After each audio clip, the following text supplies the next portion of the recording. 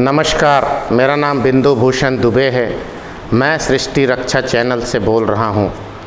देश में नहीं थम रहा हथिनियों की हत्या का सिलसिला। झारखंड में फिर एक हथिनी की संदिग्ध मौत।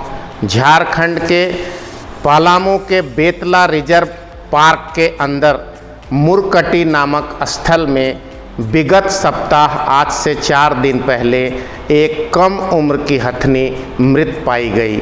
हथनी के चित्र को जब गंभीरता से हमने देखने की कोशिश की, कुछ अनुसंधान और कुछ लोगों से बातचीत करने की कोशिश की, तो मैंने देखा कि हथनी के मुख के दांत गायब हैं।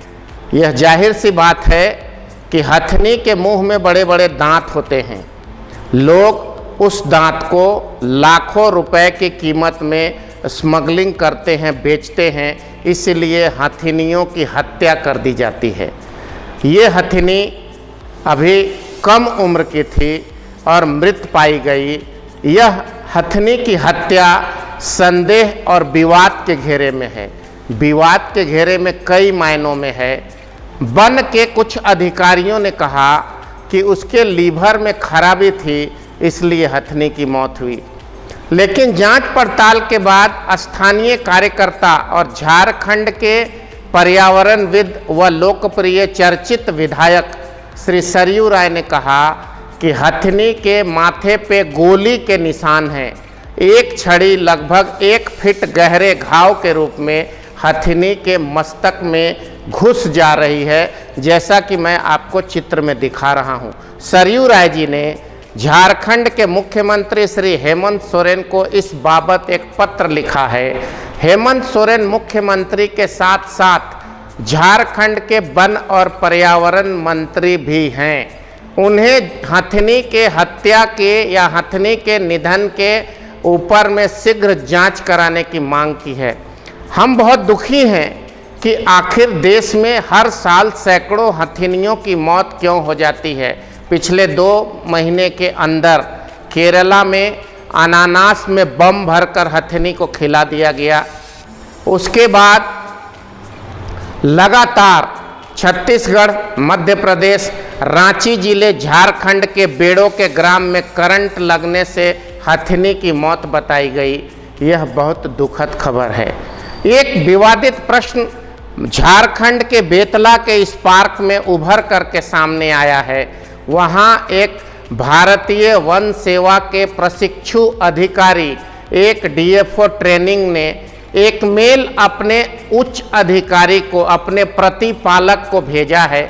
उस मेल में उसने लिखा है कि मैंने जब हाथी के मौत की बात सबको बताई तो लोगों ने मुझे बहुत डांटा और मानसिक प्रताड़ना दी। यह एक बहुत विवादित प्रश्न है। सरयू राय जी ने संदेह व्यक्त किया है कि हथनी को गोली मारी गई है। प्रशासनिक तौर पर, अंदरूनी तौर पर लोग हथनी की मौत को उसके बीमारी से, उसके लीवर में खराबी से जोड़कर देख रहे हैं।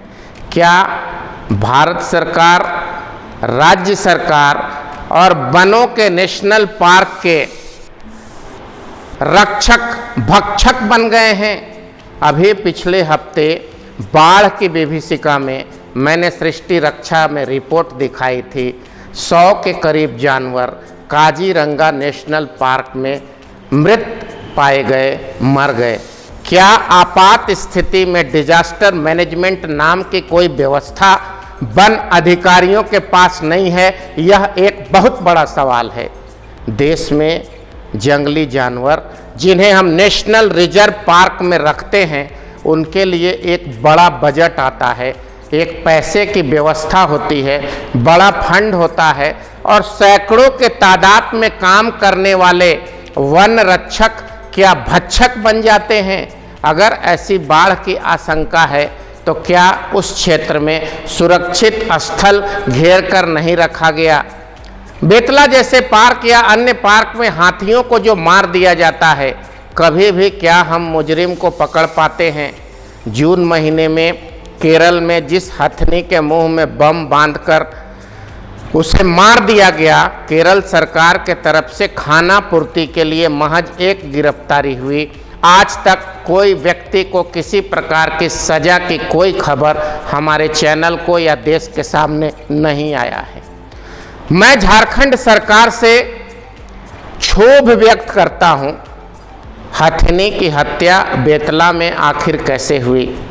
पिछले महीने रांची जिला के बेड़ों में भी करंट लगने से बताया गया हाथी की मौत हुई।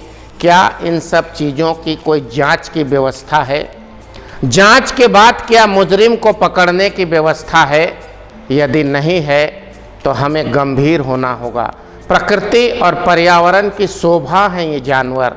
हाथी और बाघ नहीं रहेंगे तो वन और प्राणी की सुरक्षा पर एक बहुत बड़ा सवाल जो उठ रहा है, प्रकृति के लिए यह एक बहुत अशुभ संकेत होगा। और रोजाना मर रहे पशु पक्षी मौन रूप से एक सवाल करते हैं कि क्या भारत देश के अंदर हमें ज़िंदा रहने का हक नहीं है? एक सवाल मैं आपके सामने छोड़ रहा हूँ। क्या पशुओं को सुरक्षित होकर स्वच्छंद वातावरण में भगवान ने प्रकृति और जंगल रूपी घर उनके लिए दिया है? क्या पशु वहाँ सुरक्षित रूप से रह के विचरण नहीं कर सकते? पशु संसार के महत्वपूर्ण अंग हैं। क्या पर्यावरण और प्रकृति में इत्मीनानियत उनके जेहन में नहीं रह सकती? ये एक बहुत बड़ा सवाल है। इंसान तो इंसान है, इंसान बोल सकता है, इंसान अपनी आवाज़ बुलंद कर सकता है, पर मौन पशु बार बार अपने गिरते हुए आंसू से ये सवाल पूछ रहे हैं कि मुझे मारते क्यों हो, मेरा कसूर क्या है? हथिनी भी यही सवाल कर रही है। झारखंड सरकार को इसका जवाब देना होगा। मैं भी सृष्टि रक्षा चैनल से मृत हथिनी के बाबत उसके लाश से निकलते हुए मौन प्रश्न को बार बार दोहरा रहा हूं। शीघ्र हत्यारे को ढूंढा जाए, हत्यारे को पकड़ा जाए और हत्यारे को मौत के बराबर की सजा दी जाए। आज के लिए इतना ही। बिंदु भूषण दुबे को सृष्टि रक्षा चैनल से इजाज़त दीजिए। फिर एक नए विषय के साथ मैं आपके सामने उपस्थित होऊंगा। नमस्कार। वंदे मातरम।